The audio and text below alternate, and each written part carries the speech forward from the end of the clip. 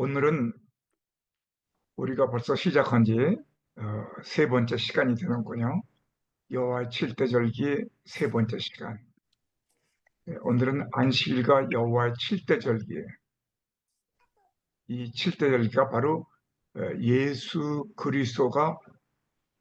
그리스도께서 이 칠대절기의 주인공이 되시죠. 그래서 지난번에 내가 말씀드린 대로 첫째 시간에 말씀드린 대로 레위기 23장에 나오는 그 말씀을 하나님께서는 모세에게 주셨고, 그 모세에게 주신 말씀이 약 1500년 정도 지난 다음에 예수님께서 그 말씀을 그대로 실천하셨죠.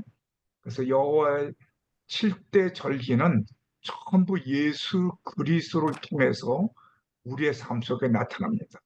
그런데 그 내용을 보게 되면 바로 이렇게 되죠. 모세에게 주신 이스라엘 8대절기라고 그랬죠, 여기는? 그 뭐냐면 안식일까지 포함해서 그렇습니다. 그래서 안식일까지 포함하면 8대절기가 되는데, 레위기 23장 1절과 3절에는 그 안식일도 절기로 들어갑니다. 그런데 안식일과 7대절기라고 해서 유월절, 무교절, 초실절, 오순절, 나팔절, 속죄절, 이 장막절에 대해서 전부 예수 그리스도께서 어, 유월절을 통하여, 무교절을 통하여, 또 초실절을 통하여 예수 그리스도께서 우리의 삶 속에 어, 역사하신, 정말 신구약 성경은 예수 그리스도를 통한 하나님의 구속사한 거 다 아시고 계시잖아요. 근데 여호와 하나님께서 모세 주신 이스라엘의 8대 절기가 예수 그리스도를 통하는 하나님의 구속사로 나타났으며, 그것이 약 2000년 전에 이제 예수님께서 이 세상에서 십자가에서 못 박혀 죽으시고 부활하시고 승천하신 그 사건 자체가 우리의 삶 속에 어떻게 나타나느냐, 그 신약 시대 성도들에게 심령 속에 나타난 성령의 역사라는 것을 지금까지 말씀드렸습니다. 그것이 바로 이 말씀이죠. 그래서 이렇게 십자가에서 죽으리라, 6월절에 대해서 지난 첫 시간에 말씀드렸고, 그것은 십자가의 대속과 율법의 완성이다. 그리고 이렇게 무덤 속에 있으리라, 이것이 지난 시간에 우리가 말씀드린 거죠.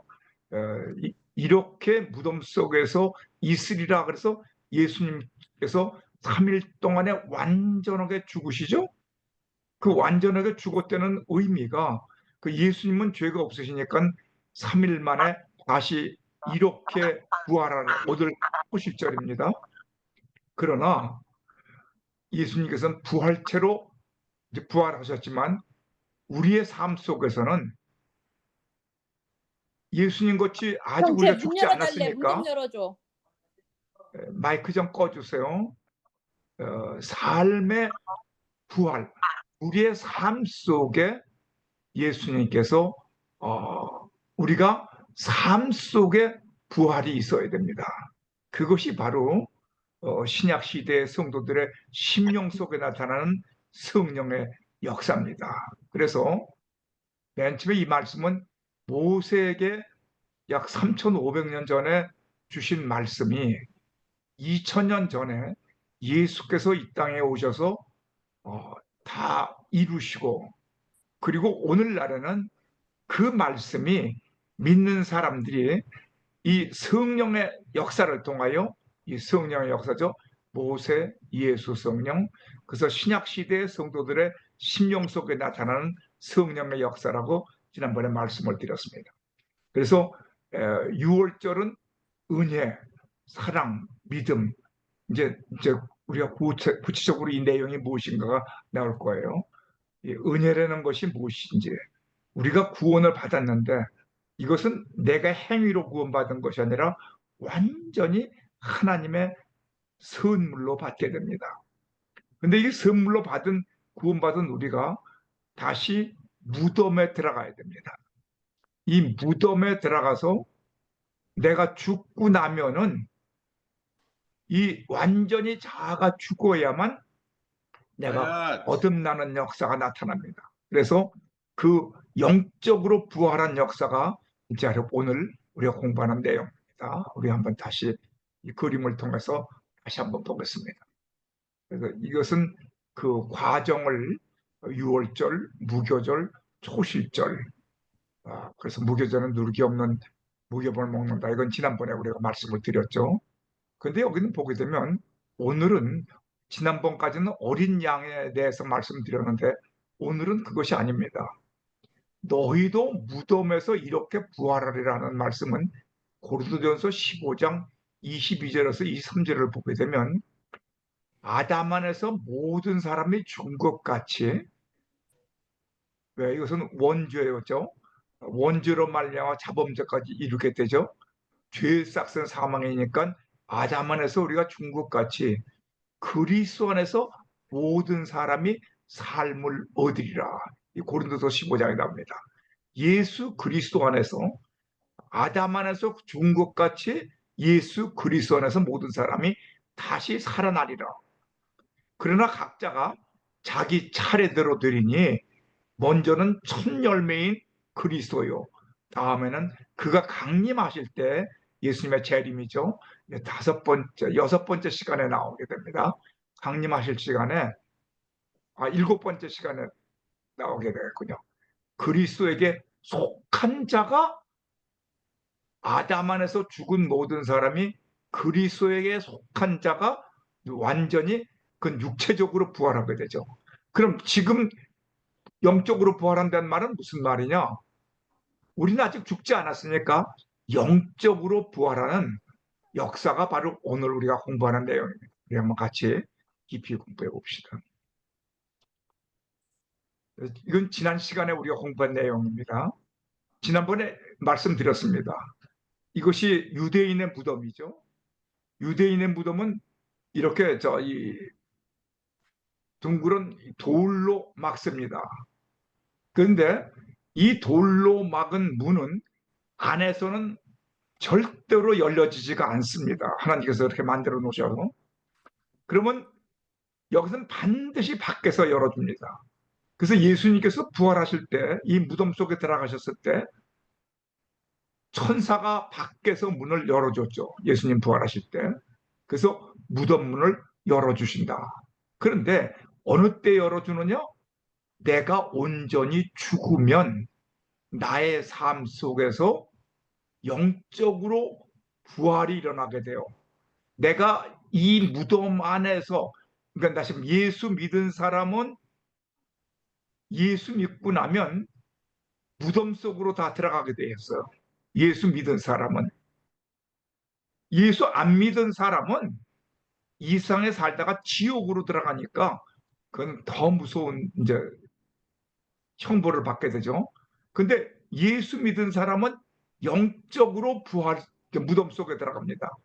근데 영적으로 이 안에서 죽고 나야만 내가 영적으로 부활합니다. 그 의미가 어디 나오냐 그러면 에스겔 37장 11절에서 13절을 보게 되면, 에스겔 37절을 보게 되면 무덤 속에 많은 뼈가 있었습니다. 그때 하나님께서 임재하셔서 그때 에스겔 선지자를 통하여 말씀하죠. 이 뼈들이 살아나겠느냐 그랬을 때 이 뼈들이 하는 얘기했습니다. 우리의 뼈들은 말랐고 소망이 없어졌으니. 그러니까 이 뼈들이 에스겔 골짜기에 있는 이 뼈들이 완전히 말랐고 소망이 없었다. 그러니까 생기가 없었다. 완전히 죽었다는 거죠. 그래서 우리는 다 멸절되었다 하느니라. 이것이 지금 중요한 영적으로 내가 죽는 겁니다. 이 자아가 죽어야 돼요. 이고 그 멸절되면은, 그래서 우리가 온전히 죽었습니다. 그랬더니 그때 이제 37장 12절에 나오죠. 주 여호와께서 말씀하시기를 내가 너희 무덤을 열고, 왜?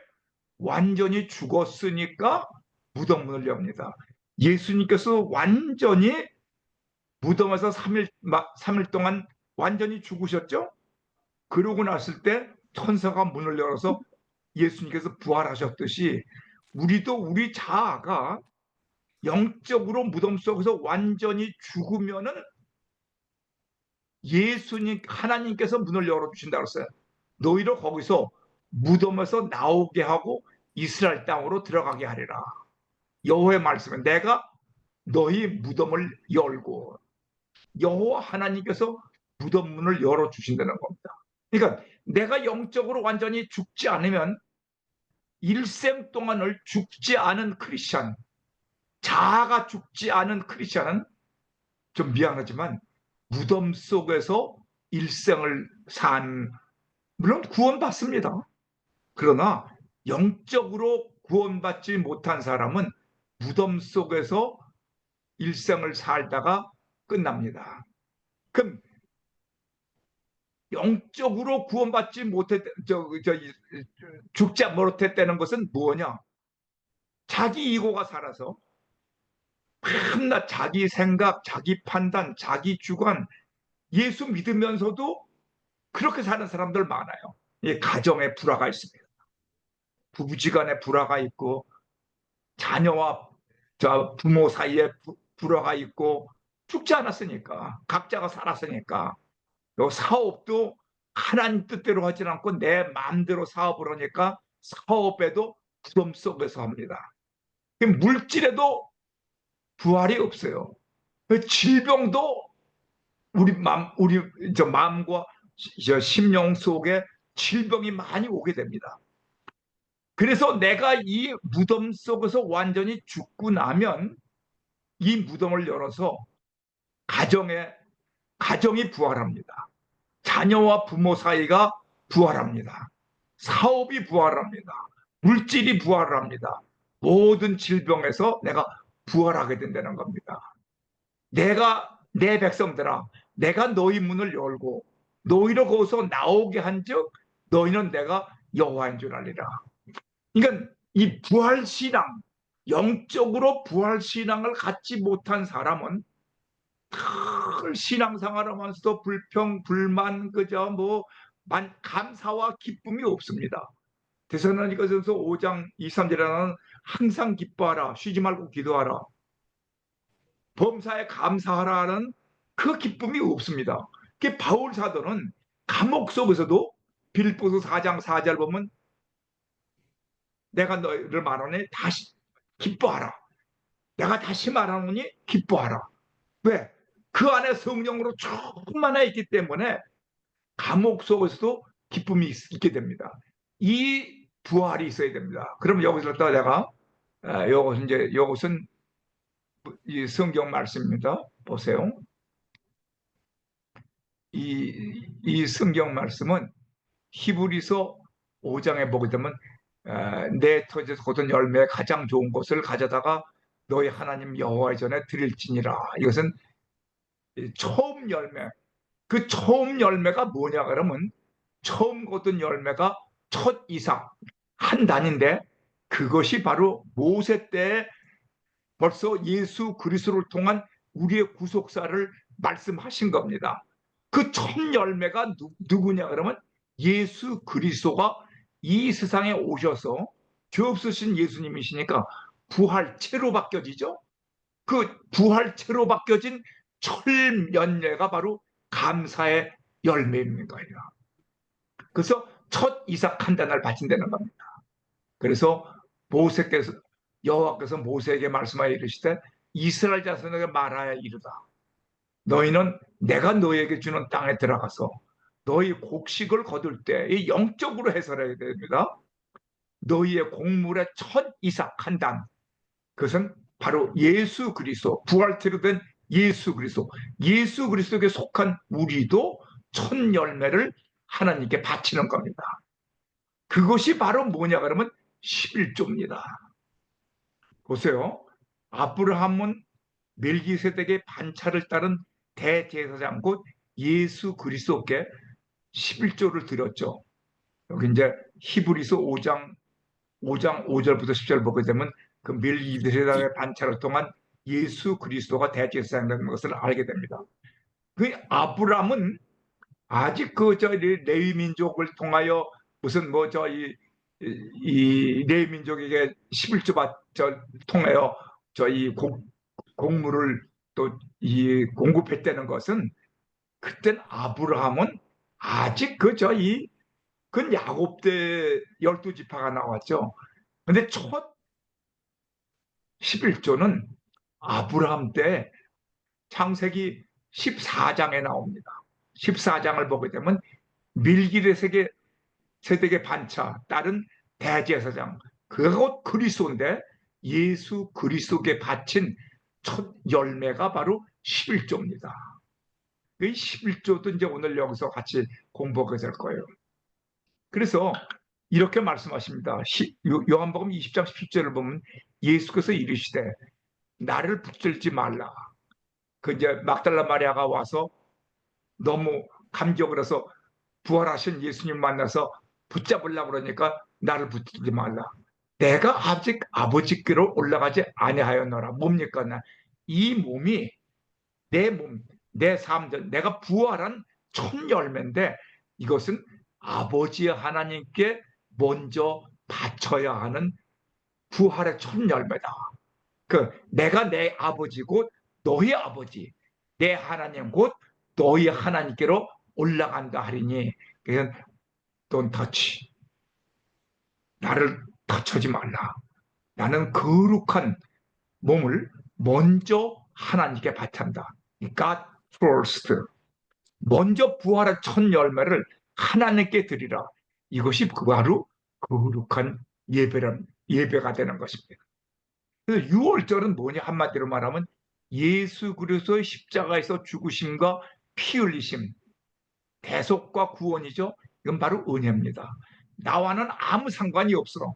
하나님께서 그대로 그 문설주와 인방에 붙어있는 피가 있는 그 방에 우리를 넣어 주셨어요. 내가 의지로 들어간 거 아니에요. 하나님의 은혜로 구속을 받은 겁니다. 내가 내 행위로 예수 믿었어요? 하나님의 은혜로 믿었지. 그런데 이 믿은 사람이 무교절에 무덤에서 자아가 파쇄가 돼야 돼. 이것이 자아가 죽어야 돼. 자아가 죽는다는 것이 뭐냐 그러면 아담이 따먹은 선악과를 하나님께 반납한다. 다른 말하면 나를 중심으로 하는 나의 지정의, 내 지정의로 살았던 내가 죽었으니까 그것을 완전히 하나님께 반납하고 이제는 아버지의 뜻대로 하옵소서. 그것이 내 뜻대로 마옵시었고 아버지의 뜻대로 하옵소서. 이것이 누가복음 22장 42절에 나오죠. 그것이 바로 sanctification, 성화가 된단 말입니다. 그것이 하나님의 예수님의 3일 동안 내장되어 있는 죽음을 얘기합니다. 이 무덤에서 내가 완전히 죽고 나면 오늘 초실절에 첫 이삭으로 나오게 되는 겁니다. 무덤 문이 열렸으니까. 그러면 이 첫 열매, 부활체가 되죠. 이 부활체를 하나님께 드리는 이 부활이 바로 오늘 초실절의 예배를. 참 이게 중요한 겁니다. 그래서 예수를 죽은 자 가운데서, 이것이 로마서 10장 8장 11절에 나오는데, 예수를 죽은 자 가운데서 살리신 이의 영이 누굽니까? 하나님이시죠. 너희 안에 거하시면, 나는 네 안에 있고 너는 내 안에 있고, 그 하나님의 영이, 성령이 내 안에 거하시면 그리스도를, 예수를 죽은 자 가운데서 살리신 이가 너희 안에 거하시는 그의 영으로 말미암아 너희 죽을 몸도 살리시느니라. 이게 다 나오잖아요. 그렇게 되면은 고린도서 12장 3절에서는 뭐가 나옵니까? 예수 그리스도를 나의 주 나의 하나님으로 고백하게 되는 겁니다. 성령께서 역사 안 하시면 내가 그 고백이 나올 수가 없어요. 그리고 에베소 5장 18절에 성령 충만한 역사가, 성령 충만을 받으라고 그랬죠. 그 역사가 나타나게 됩니다. 너희 안에 성령이 충만하게 거하시면 성령, 홀리스피로 말미암아 우리의 몸과 혼이 성령으로 예수 그리스도 안에서 영적으로 부활한 삶을 살게 된다. 영적으로 부활한 삶을 살게 된다. 근데 이것은 데살로니가전서 5장 23절에 나오는데 우리의 혼과 몸과 혼과 네. 영이 내가 올 때 거룩하게 보존되기를 원하라 그랬죠. 근데 여기 몸은 바디가 뭐냐 플래시 이게 고기 덩어리입니다. 육체. 그래서 사실 그 닥터들은 이 의사 지금 그 의사들은 플래시 우리의 몸을 이제 진찰하고 치료하고 뭐 수술도 하고 전부 몸을 연구하고 치료해 주는 사람입니다. 그러면 우리 목회자들은 뭐냐? 이 육체도 물론 관계하지만 육체보다는 혼입니다. 소울. 이 혼을 관리합니다. 이 혼이라는 것이 뭐냐면 에모션하고 멘탈을 얘기합니다. 이것은 뭐냐면 감성, 그리고 이것은 지성이죠. 멘탈하면 지적으로 이건 감정, 감성, 지성 이 소울을 관리하고 이것이 혼이 영혼이란 말이죠. 그 성령 충만한 관계. 그래서 예수 그리스도는 영적으로 부활한 삶을 살게 된다. 이게 지금 이 성경을 보게 되면 너무나 정확해요. 자, 그래서 제가 한번 이건 지난번 우리가 이 주일 설교 김태형 목사님 설교하실 때 이 그림을 나타냈어요. 그래서 내가 좀 추가를 했습니다. 예수님은 제이커브라고 그러죠. 예수님이 그 부활 승리하시는 거. 예수님이 땅에 묻히셨죠. 이게 3일 동안 예수님의 십자가의 죽음입니다. 그러니까 무덤에서 부활하셨죠. 근데 우리는 아직 육체적으로 죽지 않았기 때문에 자아파서는 영적으로 이 무덤 속에 들어갑니다. 영적으로. 그래서 자아가 파쇄되고 내가 완전히 죽고 나면 이게 성화가 된다는 겁니다. 고린도서 15장 31절 내가 매일 죽노라. 그럼 이 무덤에서 영적으로 부활하게 되고 거룩한 삶을 산다. 그래서 나는 날마다 죽노라. 아무든지 나를 따라오려거든 자기를 부인하고 날마다 제 십자가를 지고 나를 따를 것이니라. 누가복음 9장 1절 누구든지 제 목숨을 구원코자 하면 잃을 것이요 누구든지 나를 위하여 제 목숨을 잃으면 구원하리라. 이 성경에 그냥만 나오죠. 내가 죽어야 예수님과 함께 부활할 수 있습니다. 그래서 이걸 한번 제가 이 그림을 한번 그려봤습니다. 여러분들 이 그림은 정말 내가 참 이 그림을 만들기 위해서 기도 많이 했습니다. 그랬더니 하나님께서 알려주셨어요. 우리가 이번에 초실절의 내용입니다. 6월절부터 초실절까지. 그건 뭐냐면 여기를 보게 되면 6월절은 뭐냐? 하나님께서 택하시고 예정하신 자, 은혜로 구원받은 무리. 여기 무리라고 그랬습니다. 무리. 그리고 이 무리들을 신자라고 합니다. 다시 말하면 예수 믿고 구원받은 무리들. 이것이 어디 나오느냐? 큰 무리라 그랬는데 사도행전 11장 26절을 보게 되면 여러분 그 성경 한번 찾아보세요. 사도행전 11장 26절.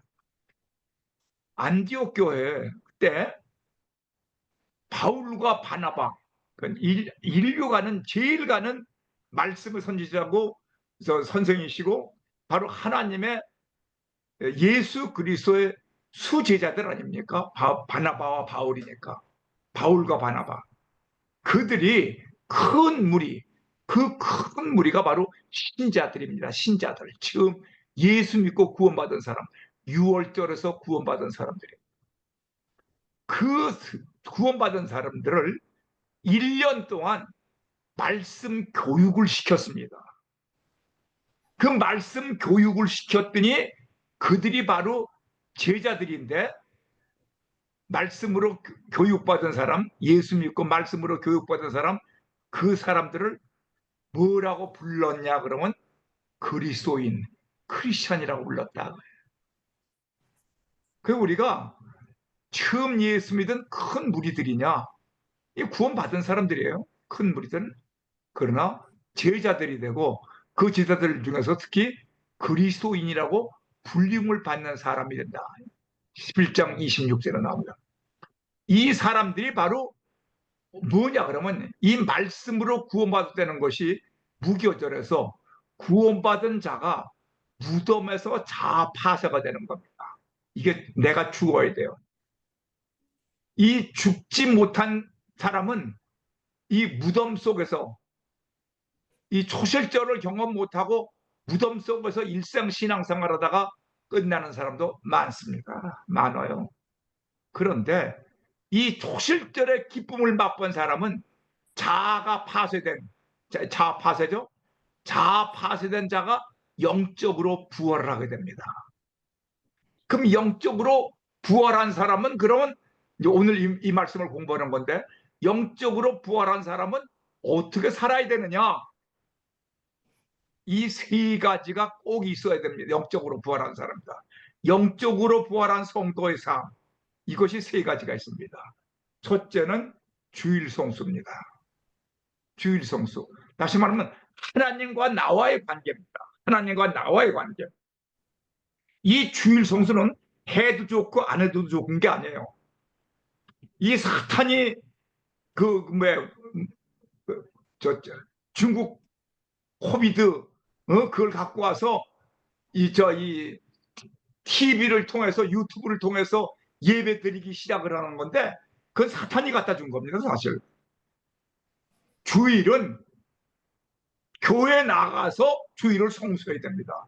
집에서 유튜브 보고 예배 드리는 건 이거는 물론 안 드리는 것보다는 낫죠. 그러나 거기에 무슨 사람과 사람과의 교제가 있습니까? 하나님과 나와의 교제가 있습니다. 눈에 보이는 것뿐이죠. 아닙니다. 그래서 주일 성수하는 것. 둘째 번에는 11조 생활하는 겁니다. 11조. 11조는 나와 하나님과의 관계를 나의 삶 속에서 나타내는 겁니다. 나의 삶 속에서. 그리고 세 번째는 멘토. 멘토가 반드시 있어야 됩니다. 스승이. 그래서 그 멘토를 통하여 스승을 통하여 거룩한 삶을 살라. 이것이 바로 부활한 성도들이 갖는 세 가지입니다. 그러면 이 내용이 무엇이냐?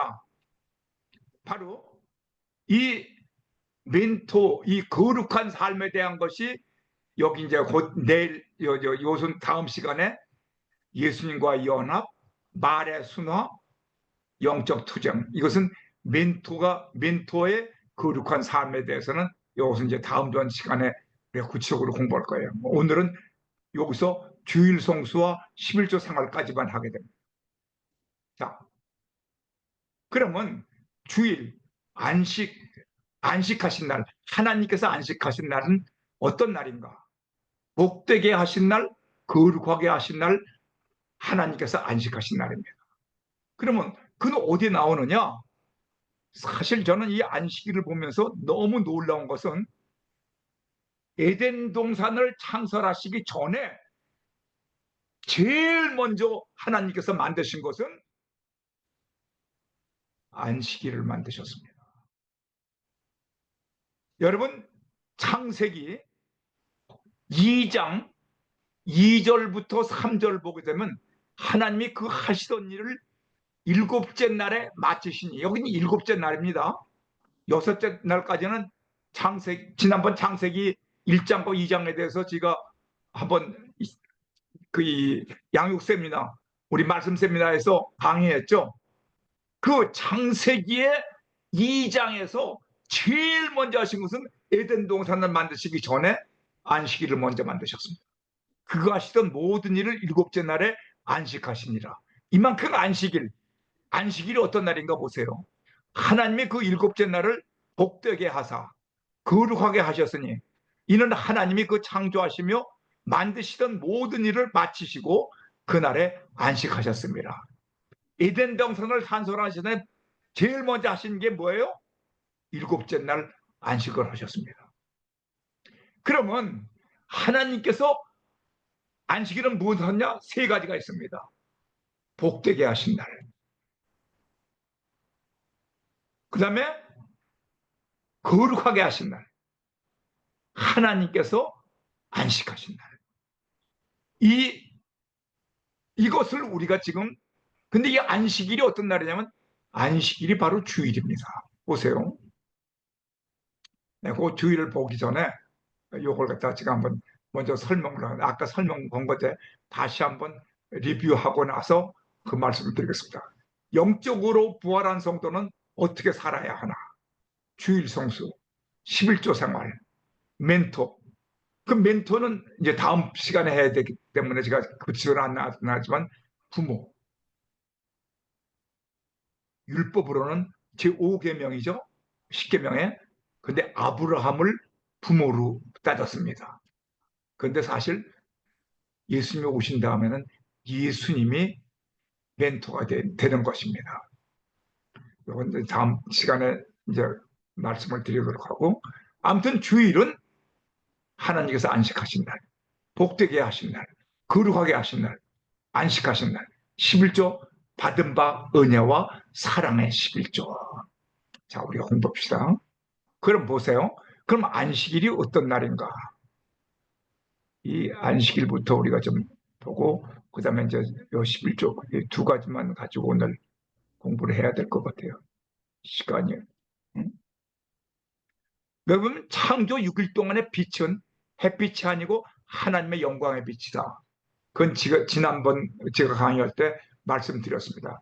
이 하나님의 영광의 빛이라는 것은 뭐였냐 그러면, 빛이 있으라 그러는 것은 창세기 1장 1절을 보면 태초에 하나님이 천지를 창조하시니라. 땅이 혼돈하고 공허하며 흑암이 깊음 위에 있고 하나님의 신은 수면 위에 운행하시니라. 창세기 1장 1절과 2절 말씀입니다. 그러니까 1장 1절과 2절은 빛이 있기 전에 완전한 어둠만 있었어요. 그것은 이사야 14장에 나오는 루시퍼, 바로 그 사탄이 이제 그 땅으로 내려오면서 이 땅에, 그래서 에덴 동산에 사탄이 먼저 있었잖아요. 그 사탄이 지난 시간에 우리가 지난 창세기 강의할 때 제가 말씀드렸습니다. 그 어둠이 먼저 꽉 지구에 먼저 내려왔어요. 그러니까 하나님이 창세기 1장 3절에 빛이 있으라 하심에 빛이 있었고 그것이 하나님의 영광의 빛입니다. 그것은 바로 하나님이십니다. 이 빛은. 하나님이신 것이 어디냐 하면 요한일서 1장 5절을 보면 하나님은 빛이시라고 나와 있습니다. 또 요한복음 8장 12절이죠. 거기를 보게 되면 예수 그리스도가 빛이라고 나옵니다. 그래서 창세기 1장 3절에 나온 빛이 있어서 빛과 어둠으로 갈라놓으신 그 빛은 태양빛이 아니라 하나님, 바로 삼일체 되시는 하나님의 빛입니다. 그것이 어디나 어떻게 그걸 알 수가 있느냐? 빛은, 태양은 언제? 넷째 날에 하나님이 태양을 만드셨습니다. 따라서 태양계에 의한 요일, 월, 화, 수, 목, 금, 토일이 아니고 그때 첫째 날, 둘째 날, 셋째 날, 넷째 날, 다섯째 날, 여섯째 날, 일곱째 날이라고 한 것은 창조 6일 동안에 나타난 날짜입니다. 근데 일곱째 날까지 하나님의 창조예요. 창조 7일이에요, 사실은. 그럼 하루의 길이도 태양계는 네 번째 날에만 길어졌으니까 태양계가 주관하지 않아서 하루의 길이가 24시간이 아닙니다. 성경을 보세요. 하나님의 일을 시작해서 끝나는 것이 하루입니다. 그래서 창조 6일간의 하루의 길이는 하나님의 신비의 시간입니다. 다만 안식하신 날은 일곱째 날입니다. 창세기 2장 2절 3절 보면. 그래서 여기를 보게 되면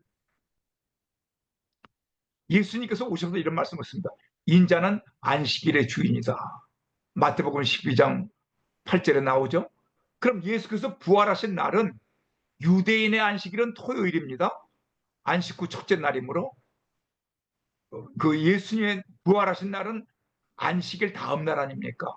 유대인의 안식일인 토요일 다음 날인 주일에 예수님께서 부활하셨습니다.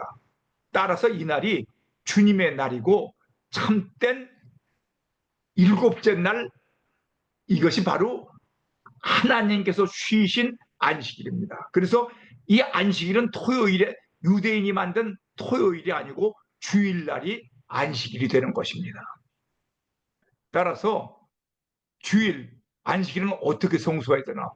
주일은 하나님께 나아가 복을 받는 날이라고 그랬습니다. 그렇죠? 아까 세 가지가 있었죠. 그럼 하나님께 나서 복 받는 날은 복은 뭐냐? 그리스도 안에서 하늘에 속한 모든 신령한 복이라고 그랬습니다. 이 신령한 복이 어디 나오는지 아십니까? 에베소서 1장 3절을 보게 되면 하늘의 신령한 복이에요. 그건 우리가 이 세상에서 뭐 물질적인 복, 건강의 복, 무슨 뭐 저이 뭐 이 사업의 복, 자녀의 복, 가정의 복, 그런 복이 아닙니다. 이 신령한 복은 지성소에 있는 복입니다. 천국에 있는 복입니다. 그 복을 받으라는 거예요. 주일날 교회 가서 뭐 주일날 교회 갔다가 와서 뭐 비즈니스가 잘 됩니까? 비용이 갑자기 나옵니까? 그런 거 아니에요. 하늘의 신령한 복을 받으려면 유튜브를 통해서 어떻게 받습니까? 직접 교회 나아가야죠.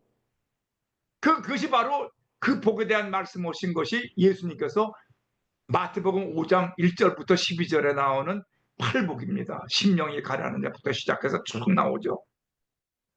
예수 그리스도와 연합하는 복입니다. 요한복음 15장 4절 5절. 하나님과 성령님의 성전된 복입니다. 우리의 몸이 하나님의 성전입니다. 성령의 전입니다. 이 복을 받으려는 거예요. 주일은 하나님 안에서 거룩하게 사는 날입니다. 거룩하게 지키라고 했잖아요. 인자는 주일에 안식일의 주인이다. 누가복음 6장 5절에도 있고 마태복음 12장 8절에도 있어요. 인자는 거룩하신 하나님이시죠. 그러니까 예수 그리스도와 하나가 되면은 저절로 거룩하게 돼요. 주일은 하나님 안에서 온전히 안식하는 날이다. 예수님께서 이렇게 말씀하셨습니다. 평안을 너에게 끼치노니 곧 나의 평안을 너에게 주노라. 내가 너에게 주는 것은 세상이 주는 것과 같지 아니하니라. 너희는 마음에 근심도 말고 두려워하지도 말라. 안식이라는 것은 이게 안식입니다. 주님 안에서 안식입니다. 주님이 주시는 그 평안, 하나님이 주시는 그 평안, 그 평안을 내 마음속에, 내 가정에, 내 사업에, 내 모든 곳에 주님의 안식이 임해야만 이 안식이 옵니다. 이것이 바로 주님이 주시는 평안, 주님이 주시는 안식입니다. 그게 주일을 지키려는 겁니다. 주일 성수. 이것은요, 무허구도 바꾸면 안 됩니다. 저는 사실 이것을 깨달은 다음부터 사실 제가 55개국을 다니면서 선교지를 다녔지 않습니까? 그럼 어떨 땐 비행기를 타는데 주일날 타야만 하는 경우가 많아요. 그런데 저는 어떤 일이 있어도 주일날 비행기 안 탑니다. 주일날은 예배 드려야죠. 그리고 밤 비행기든지 또는 때로는 일부 예배 드리고 오후 비행기는 탄 적이 있어요. 그러나 먼저 주일을 성수하고 주일을 나가서 하나님이 주는 이 복을 받고서 내가 선교지를 가더라도 가야지. 뭐 선교지 간다고 비행기표 시간이 뭐 어떻게 해서 또는 뭐 저희 여행 다니기 때문에 무슨 뭐 연휴가 보통 주일을 끼잖아요. 그 연휴를 끼워서 뭐 여행을 간다, 뭐 골프를 친다, 또는 뭐 비행기를 탄다. 그래서 주의를 범하는 일이 없어야 됩니다. 가장 중요한 것이 주일 성수입니다. 하나님께 나아가 지성소에서 신령과 진정으로 예배 드리는 복. 하나님께 나아가 찬양과 기도와 11조와 헌물과 나의 몸을 드리며 말씀 안에서 하나님을 만나는 복. 예수 그리스도 안에서 믿음의 형제들, 이 공동체죠. 사랑의 교제를 나누는 복. 주님 안에서 거룩하게 사는 복. 주님 안에서 가족들과 함께 안식하는 복. 이 귀한 복을 버리고 어디를 갑니까?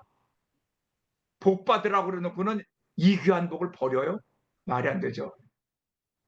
하나님께서 주신 복은 어떻게 받는가? 근데 이 복을 받는 법이 있어요. 세례 요한의 때부터 지금까지 천국은 침노를 당하나니 침노하는 자는 빼앗느니라. 내가 빼앗아야 돼, 적극적으로. 계시록 3장 19절에서 20절을 보고 되면 물은 내가 사랑하는 자를 책망하여 징계하노니 그러므로 네가 열심을 내라. 그 다음에 뭡니까? 회개하라. 볼지어다 내가 문 밖에 서서 두드리노니 누구든지 내 음성을 듣고 문을 열면 이건 회개하고 내 문을 여는 겁니다. 내가 그에게로 들어가 그와 더불어 먹고 그는 나와 더불어 먹으라. 할렐루야.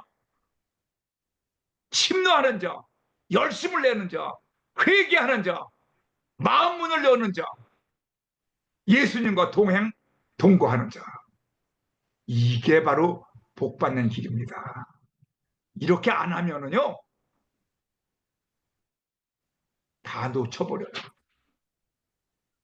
천국은 침노를 당하나니 곧 복을 받으려면 내가 적극적으로 예수님 안으로 들어가야 합니다.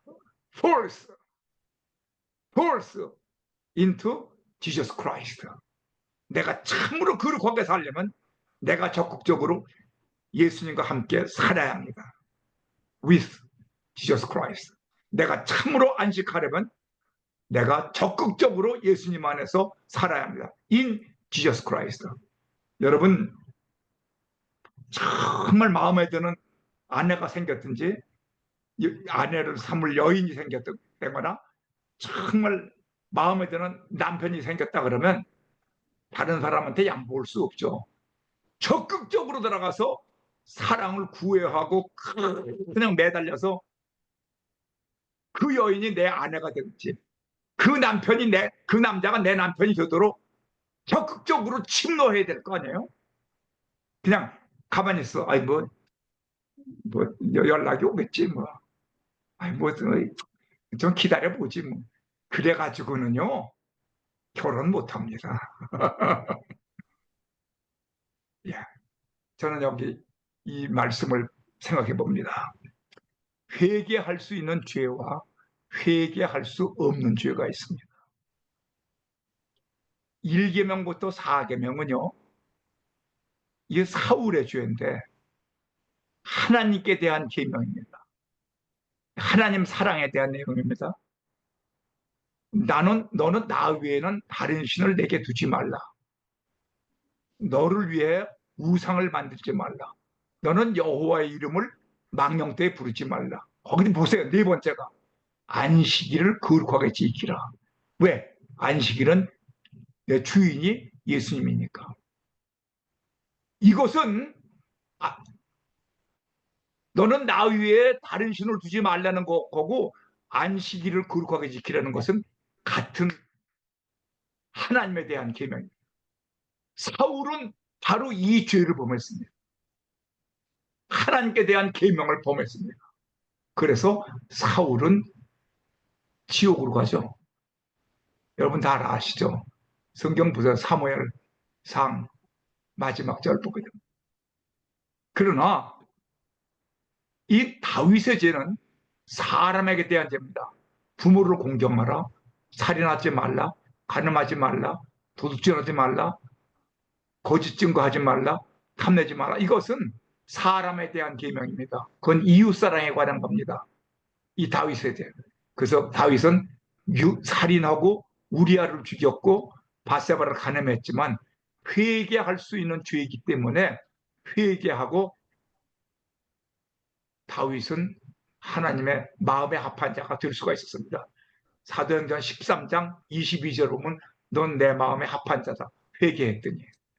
그러나 보세요. 여기 히브리서 6장 4절과 6절에 한 번 빛을 받고 하늘의 은사를 맛보고 성령에 참여한 바 되고 하나님의 선한 말씀과 내세의 능력을 맛보고도 타락한 자들은, 다시 말하면 1계명부터 4계명을 지키지 않는 자들은 다시 새롭게 회개하게 할 수 없나니 이는 그들이 하나님의 아들을 다시 십자가에 못 박아 드러내놓고 욕되게 함이라.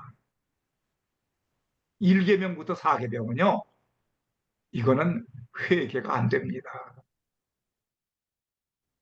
회개한 사람도 있어요.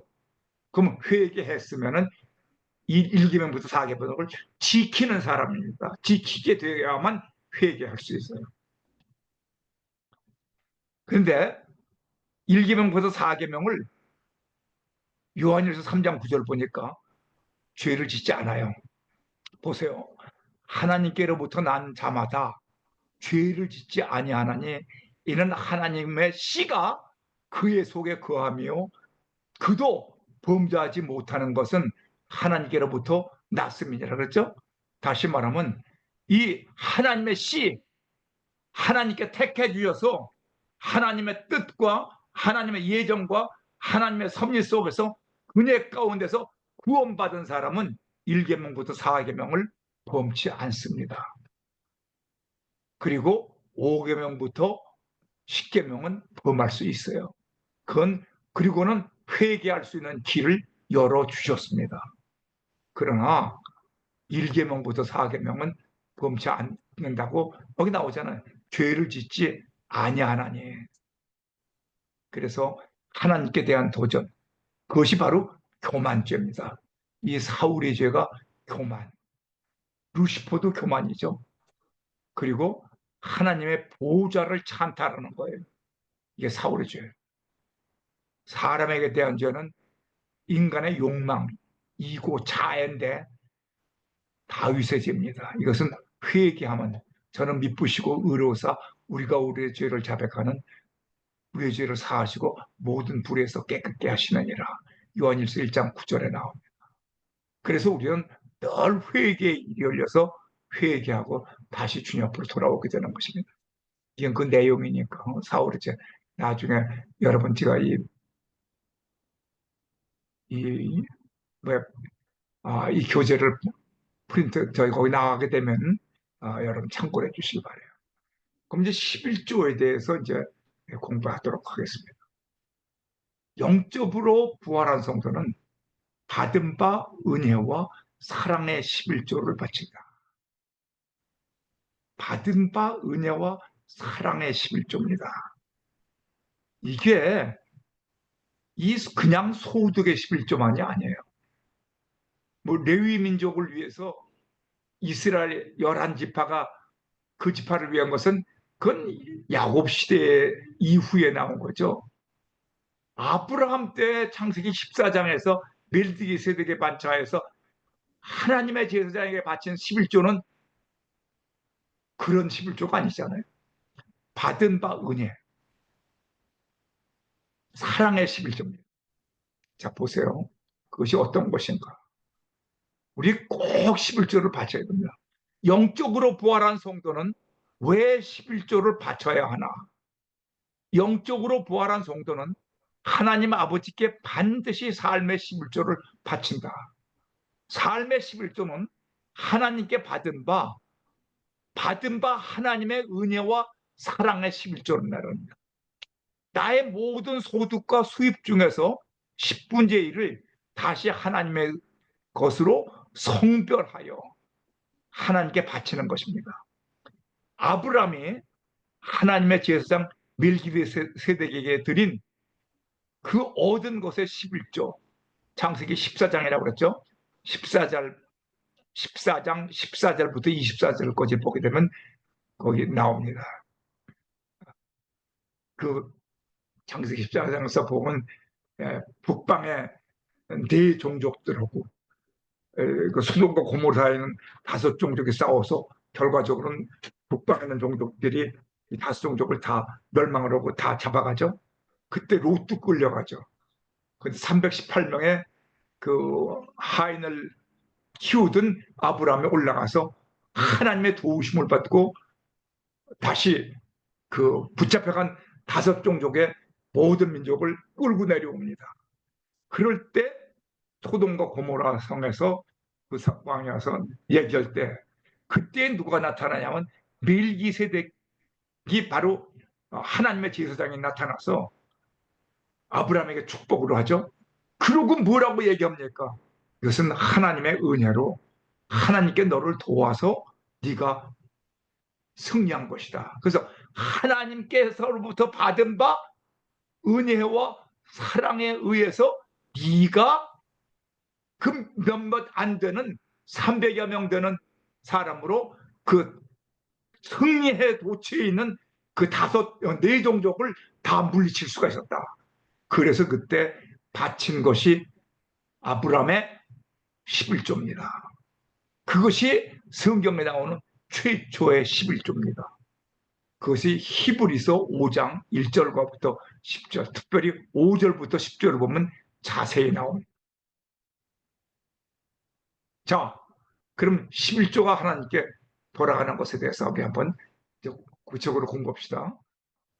여기 성경을 보게 되면 말라기 3장 7절부터 7절과 8절 말씀을 여기다 이렇게 썼습니다.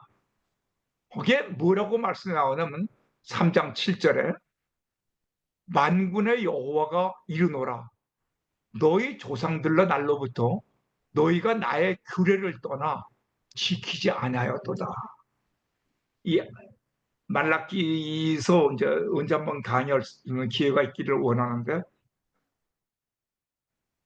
이 하나님께 정말 그 사랑의 11조를 바치지 않고 그 상한 거, 더러운 거, 다시 말하면 이 규례를 지키지 않았습니다. 나의 최선을 다해서 하나님을 사랑하지 않고 섬기지 않았다는 겁니다. 그러니까 거기서 뭐라고 말씀 나오냐 그러면 그런즉 내게로 돌아와라. Return to me. 나에게 돌아오라. 그러니까 내게로 돌아오라. 내게로 돌아오란 말은 하나님의 규례와 법도와 이 계명을 지켜라 그 말입니다.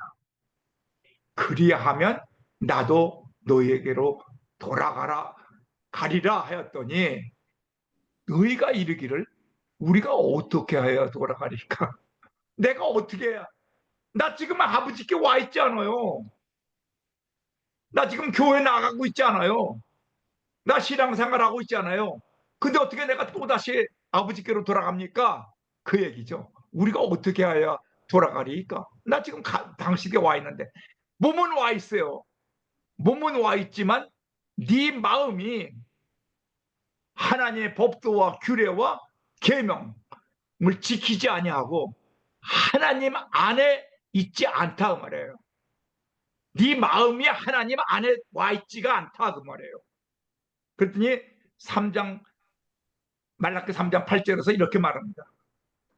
하나님께서 뭐라고 말씀하신 자라? 사람이 어찌 하나님의 것을 하겠느냐. 그러나 너희는 나의 것을 도둑질하고도 말하기를 우리가 어떻게 주의 것을 도둑질하였나이까 하는도다. 이는 11조와 헌물이다.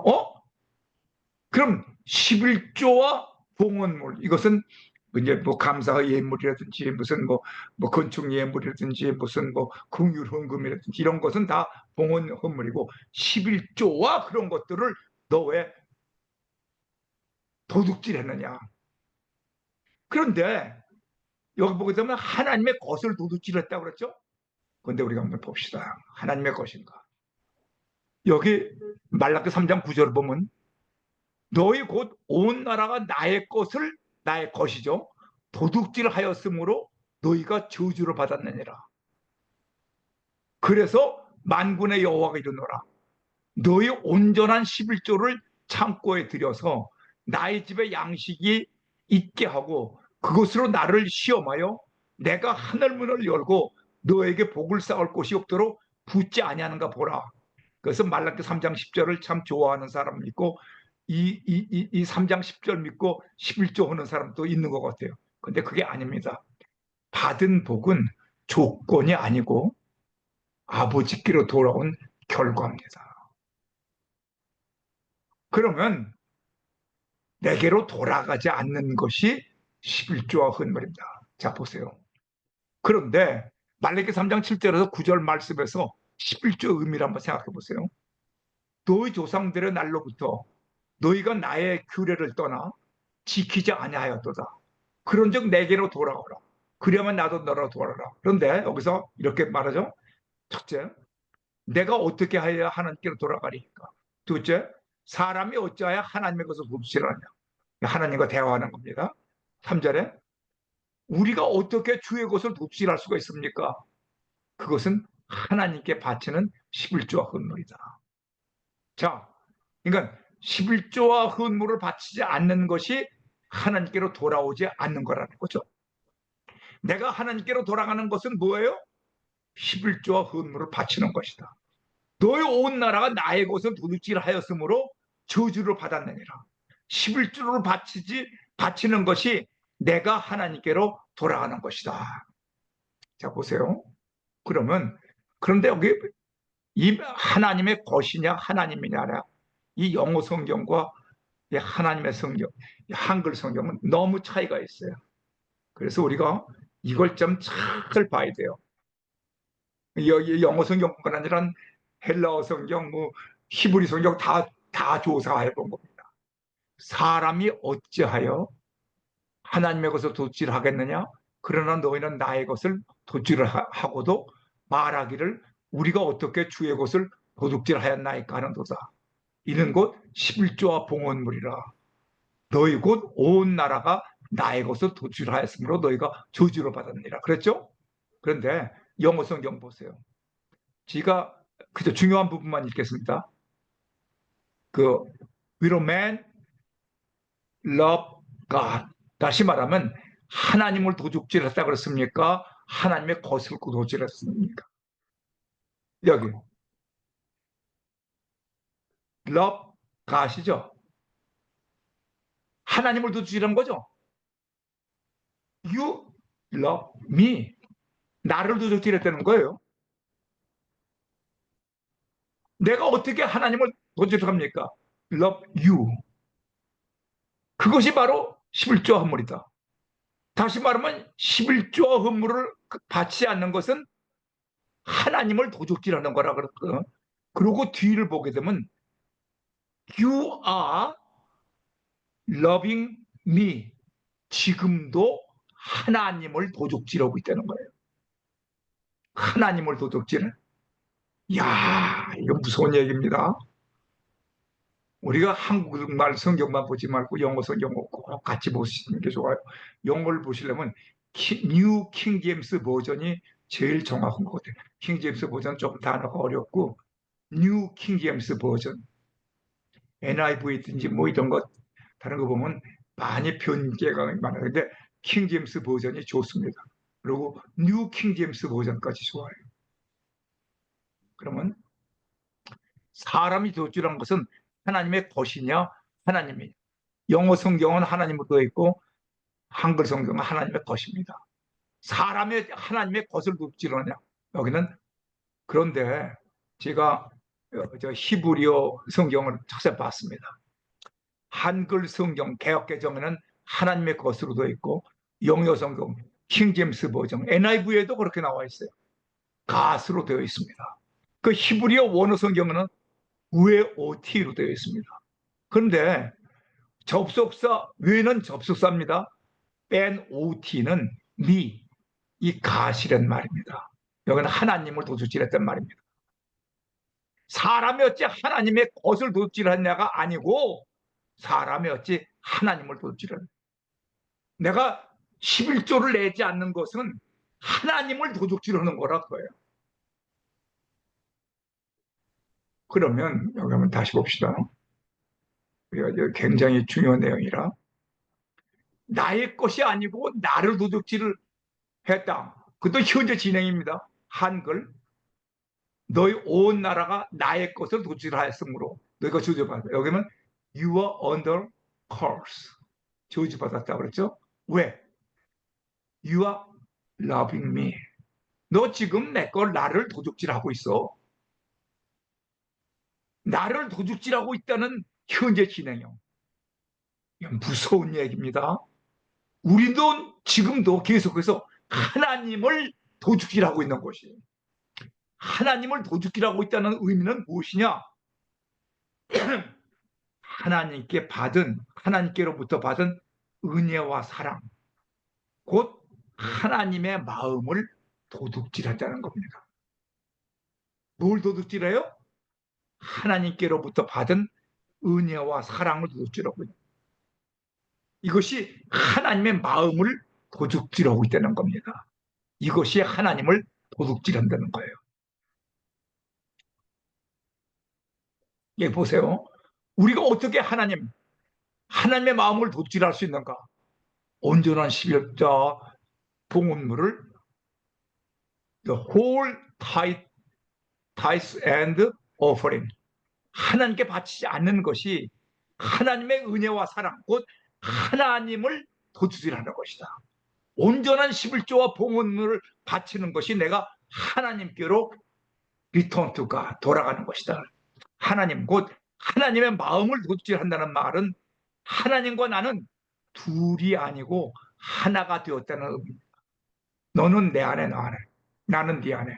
남편과 아내가 한몸이 된 것 같이 창세기 2장 25절 이후에 나오죠. 창세기 2장 24절에 나오죠. 남편과 아내가 한 몸인 것과 같이 너는 내 안에 있고 나는 네 안에 있다. 나와 예수 그리스도는 한 몸입니다. 하나. 그가 내 안에 있고 내가 그 안에 있어야 돼요. 그리고 나는 하나님의 성전이 되어 있어요. 그런데 하나님께 감사하지 아니하고 하나님께 받은 은혜와 사랑을 하나님께 되돌려야 되지 않아? 그 하나님을 도둑질하는 거죠. 이해가 되십니까? 하나님께 받은 바 은혜와 사랑의 11조를 거룩하게 구별하라. 하나님께 받은 바 은혜와 사랑을 잊고 사는 것은 하나님의 사랑과 은혜를 도둑질하지 않는 것이고 하나님의 마음을 도둑질하는 것이다.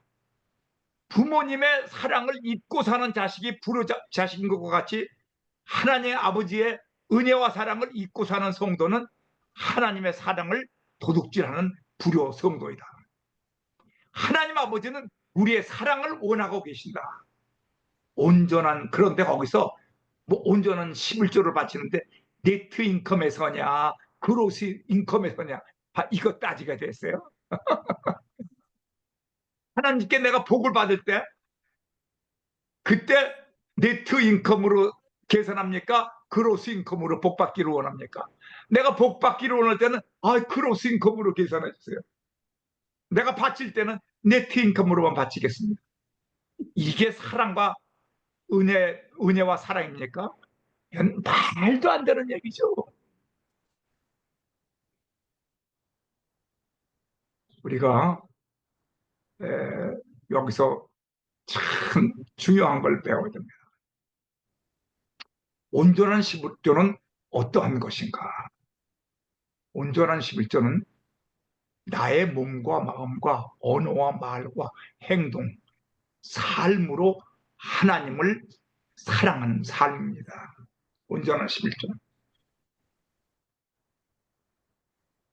그럼 11조라는 것은 뭐냐? 내가 받은 바 금전만 가지고 얘기하는 게 아니에요. 제일 먼저 우리는 시간의 11조를 바쳐야 됩니다. 아니, 시간의 11조를 바치라니. 네. 하루 24시간에 10분지 1은 매일 2시간 24분이에요. 왜 그러면 24하고 곱하게 되면 60을 곱하면 1440분입니다. 그럼 1440분이면 1440분에 10분지 1이면 144분입니다. 144분은 2시간 24분이 됩니다. 2 hours and 24 minutes. 그래서 이 2시간 24분을 바쳐야 되는데, 그럼 2시간 24분을 내가 어떻게 하나님께 바쳐야 되느냐? 그건 언행심사의 11조로 바칠 수가 있습니다. 언행심사의 11조? 오늘은 공부하겠습니다. 그건 밑에 나옵니다. 언행심사의 11조. 이 언행심사의 11조라는 것은 뭐냐? 그러면 4번을 먼저 보세요. 말과 행동과 생각의 11조입니다. 말의 11조를 바치라? 그게 무슨 말이냐? 우리 말하기 너무 좋아하죠? 사람과 사람 사이에 말하기를 좋아하듯이 하나님도 말씀하시기를 좋아하시는데 우리의 말씀을 듣기를 더 원하십니다. 다시 말하면 언어의 11조는 내가 10마디 얘기했으면 하루에 한마디는 찬양과 기도로 바쳐라. 언어의 11조는 2시간 24분을 찬양과 기도로 바쳐라 그래요. 찬양하는 시간, 하나님을 기쁘시게 하는 시간입니다. 찬양, 그리고 기도. 기도 시간과 찬양 시간, 찬양은 뭡니까? 바로 곡조 붙은 기도입니다. 곡조 붙은 기도. 하루에 여러분 찬양 시간을 얼마나 갖고 계십니까? 찬양 듣는 시간은 좀 있어도 부르는 시간은 많지 않죠. 찬송가를 많이 부르세요. 내가 아는 한 분이 계신데 그는 연세가 지금 88세가 되셨어요. 근데 88세인데 하루에 2시간 정도를 피아노를 쳤어요. 피아노 전공을 하셨는데. 근데 그분은 매일같이 이 찬송가를 장송곡하고 그 크리스마스 캐롤만 빼놓고 1장부터 찬송가 끝장까지 매일 2시간 이상으로 피아노를 치니까 영이 살아난다는 말씀을 내가 간증을 들었어요. 그러면서 찬양을 이 피아노를 치면서 같이 아는 찬송을 부르면서 피아노를 친다는 거예요. 여러분 찬송을 많이 부르세요. 그리고 기도를 많이 하세요. 너는 내게 부르짖으라. 내가 응답하겠고 크고 비밀한 일을 너에게 보이리라. 이것이 바로 말의 11조입니다. 찬양과 기도. 언어, 찬양과 기도로 11조를 바쳐라. 행, 삶의 11조를 바쳐라. 이 삶의 11조가 뭔지 아십니까? 성경 통독하는 겁니다. 눈으로 성경 통독. 지난번에 보니까 어휴 1년에 6독을 하신 분이 계시더라고요. 네, 쓰시는 것도 좋아요. 필서. 그리고 이 큐티 생활하는 거. 이 큐티가 뭔지 아십니까? 바로 콰이어 타임이죠. 다시 말하면 하나님의 말씀을 듣는다는 말입니다. 들어. 말씀을 내가 귀로 듣는 기도입니다. 듣는 기도. 말만 하는 기도가 아니라 하나님 말씀을 듣는 기도가 큐티입니다. 내 생활 속에서 큐티 생활, 듣는 기도로 이것이 삶의 11조를 바치는 거. 통독으로, 성경 통독, 큐티 생활, 눈과 귀로 이래 생활을 바치려는 거예요. 그럼 심사는 뭐냐? 언행 심사인데, 심사는 생각의 11조입니다. 어유, 생각의 11조라는 것은 뭐 묵상을 하는 말이야? 무슨 말이야? 아니죠. 성경 암송하란 말입니다. 성경 많이 암송해야 돼요. 말씀을 그저 암송을 하면은요, 몇 장 몇 절에 성경이 있다는 것만 해도 굉장히 좋아요. 아, 나는 이 성경 강의를 하면서 또는 이 신앙생활을 하면서 성경 구절을 많이 암송을 하다 보니까 설교 준비하는데 굉장히 도움이 돼요. 몇 장 몇 절, 몇 장 몇 절 하는 것을 대강 머릿속에 다 외우고 있으니까 정확하게 알기 위해서 다시 한번 원어로 또는 영어로 또는 한국말도 여러 종류가 있으니까 여러 말을 그걸 하는 것은 있어도 그걸 찾는 데는 그렇게 힘들지가 않아요. 왜? 성경 암송을 하고 있으니까. 온전한 11조 헌물을 바치는, 그리고 나서 이 언행심사의 11조가 있잖아요. 이 언행심사의 11조, 말의 11조, 찬양과 기도로 바쳐라. 행함의 11조, 삶의 11조, 성경 통독과 눈, 큐티 생활, 듣는 기도, 귀로 생활을 바쳐라. 심사, 생각의 11조, 성경 암송으로 바쳐라. 4번을 먼저 했어요. 그것이 그렇게 이걸 하다 보면은 2시간 24분이 모자라요. 2시간 24분 이상으로 언행심사로 바치게 됩니다. 그럼 매일 내가 시간 11조 2시간 23 이상으로 하나님께 바치게 됩니다. 그 다음에 두 번째로는 뭘 바쳐야 되는지 아세요? 음식의 11조를 바쳐요. 아니, 음식의 11조가 뭐냐? 한 달이 31일로 봤을 때, 뭐 30일도 좋고 31일도 좋아요. 10분지 1이면 3일이죠, 3일? 3일은 금식 기도로 바치세요. 내가 지금, 내가 기억하기에 65세가 될 때, 그러니까 지금부터 꼭 20년 전이로군요. 지금 85세니까.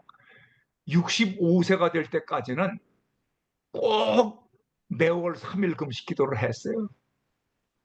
65세 이후부터는 좀 필요할 때만 내가 하고 또 하나님께서 하라고 그러실 때만 내가 하지만 그전에는 3일 금식 기도를 65세까지는 매일 했습니다. 매달 했습니다. 왜? 먹는 데만 치중합니까? 금식 기도를 해야죠. 이 금식 기도를 하게 되면 어떤 특징이 나타나는지 아십니까? 놀랍습니다. 육체를 다스리게 됩니다. 육체. 여러분, 예수님께서 공생애를 시작하실 때 제일 먼저 하신 것이 뭔지 아세요? 공생애를 시작하실 때 성령이 충만한 세례를 받으시고 성령이 충만해요. 광야로 가셔서 제일 먼저 하신 것이 금식기도입니다. 그건 우리에게 금식기도를 가르쳐 주신 겁니다. 40일 이상은 금식기도 하지 말라. 왜?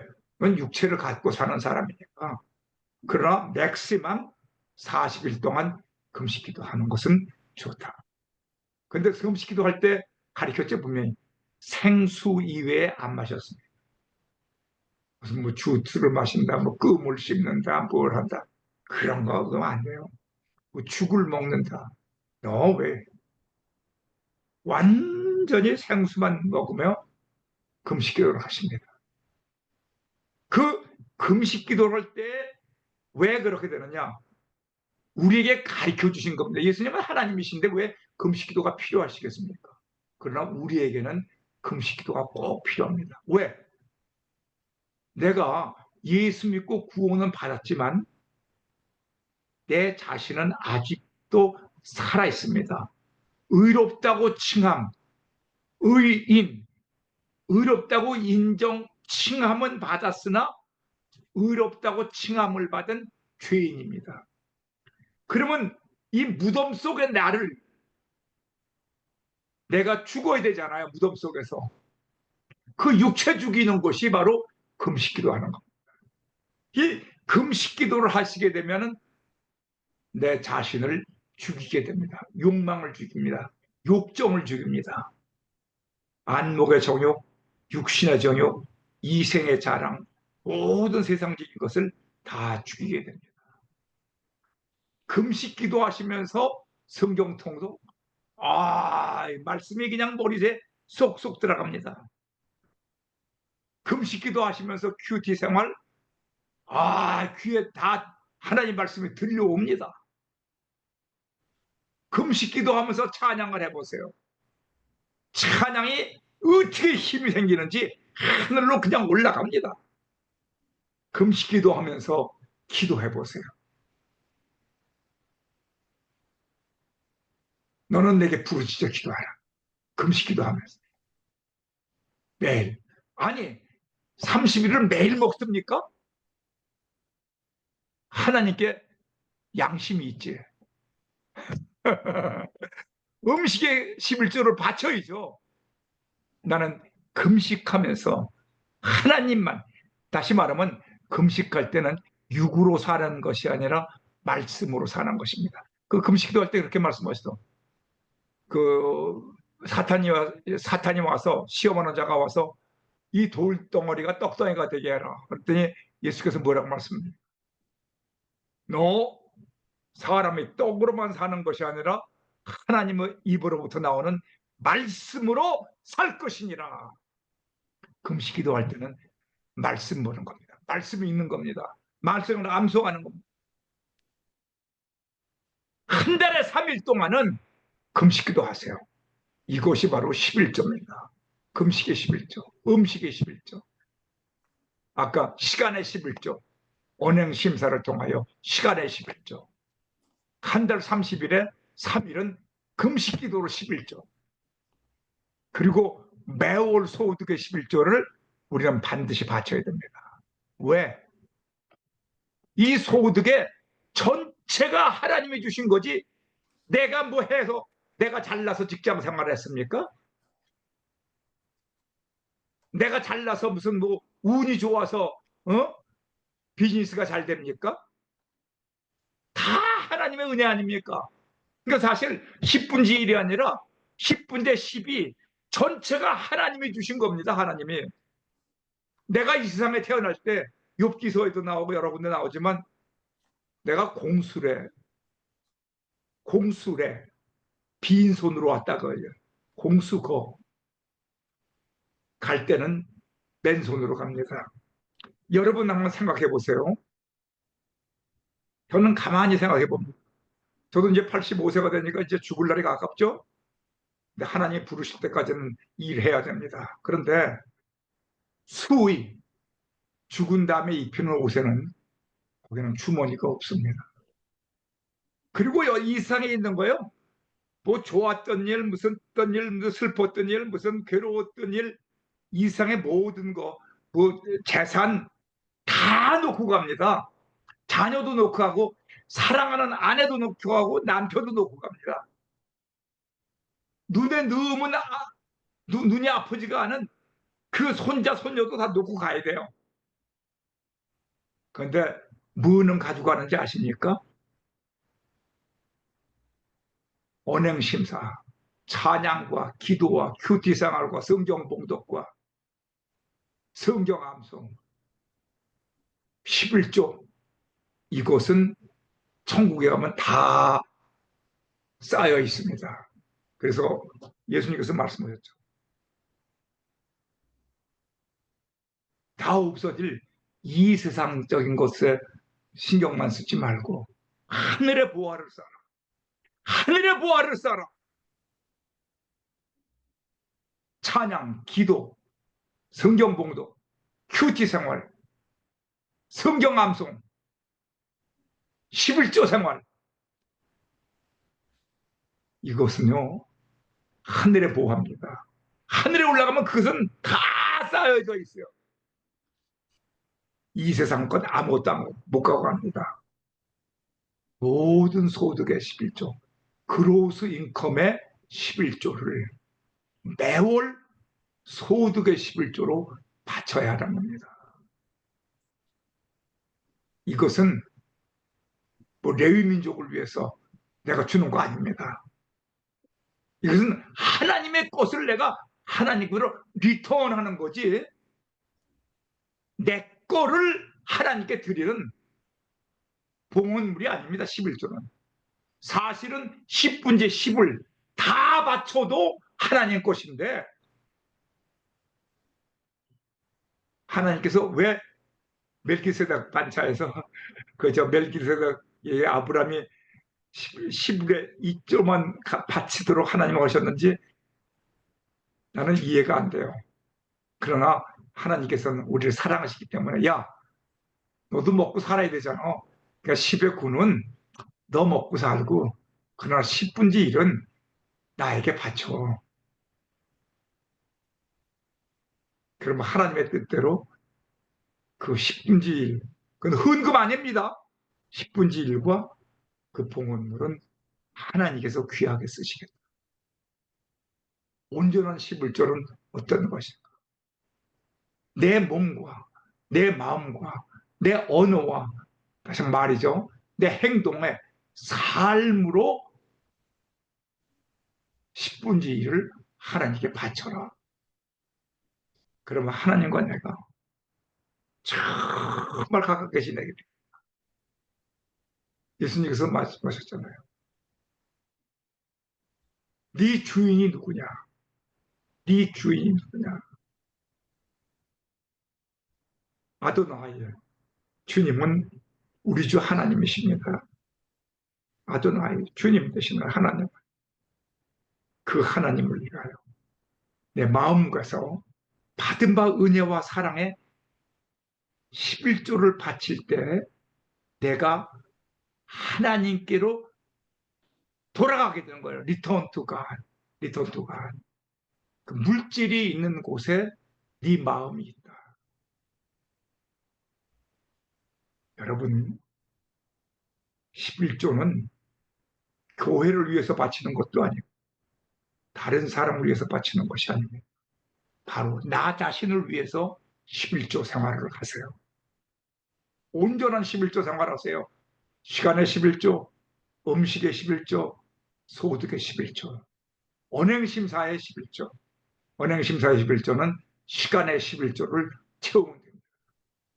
그래서 항상 예수님 중심. 그러면 아까 그 나오죠. 여러분, 그렇게 11조 생활을 해봐라. 내가 네 삶을 내가 책임져 주나 안 주거나 봐라. 그것은 결과입니다. 내가 복을 받기 위해서 11조를 내는 것이 아니라 11조는 나의 삶에 하나님께 받은 바 은혜와 사랑과 축복의 11조를 바치고 나면 그 결과 내 창고가 채워지고 내 삶이 풍요해집니다. 왜? 하나님과 내가 하나가 되어 있으니까. 하나님이 가난하십니까? 하나님의 모든 것이 다 내 것이 되는 거예요. 왜? 내가 하나님 안으로 들어가 있는데 하나님께 다 내 거예요. 내게 하나님 거고. 이 축복을 받으시기를 바랍니다. 그래서 이 부활한 성도는 주일 성수와 11조에 대해서 생활을 반드시 해야만 하는 것이고 하는 것이 복입니다. 이제 멘토에 대해서는 다음 시간에 오늘 5분 일찍 끝나게 되는데 오늘 이 말씀을 가지고 우리가 한번 같이 내가 기도하겠습니다. 고맙고 감사하신 살아계신 아버지 하나님, 이렇게 분명하게 주님께서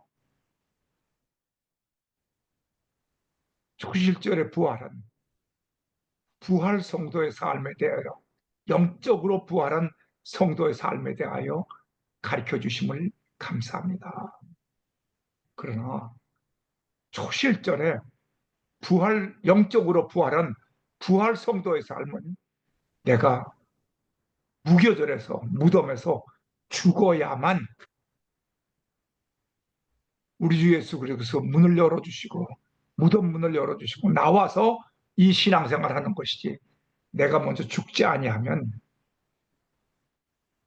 이 주일 성수의 생활과 11조의 성수, 복된 생활을 살 수가 없습니다.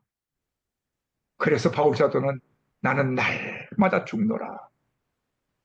내가 살아도 주를 위하여 살고 죽어도 주를 위하여 죽나니 사나 죽으나 난 주의 것이로다. 내가 먹든지 마시든지 무엇하든지 다 하나님의 영광을 위하여 한다. 고린도서 10장 31절과 로마서 14장 7절 8절에 나오는 그 말씀대로, 그래서 나는 내 날마다 죽어서 부활 성도가 됨으로 말미암아 내가 주일 성수도 할 수 있고, 뿐만 아니라 받은 바 은혜와 받은 바 사랑에 11조를 바칠 수 있는 복된 삶을 살 수 있는 줄로 믿습니다. 아버지, 이 축복을 저희들에게 허락하여 주시고, 주님 안에 있으면 주님의 모든 것, 하나님의 모든 것이 다 내 것이 되는 줄로 믿습니다. 아버지, 부부지간에 자산이 나누어져 있습니까? 하나죠. 하나님과 나는, 내가 하나님의 신부가 됐는데, 하나님의 자녀가 됐는데, 주님, 무엇을 먹을까, 무엇을 입을까 걱정하지 말고 너는 먼저 그의 나라와 의를 구하고 말씀대로 살라고 하신 이 말씀대로 승리하는 우리 모두가 되게 하여 주시옵소서. 우리 주 예수 그리스도 이름으로 감사하며 간절히 기도드리옵나이다. 아멘.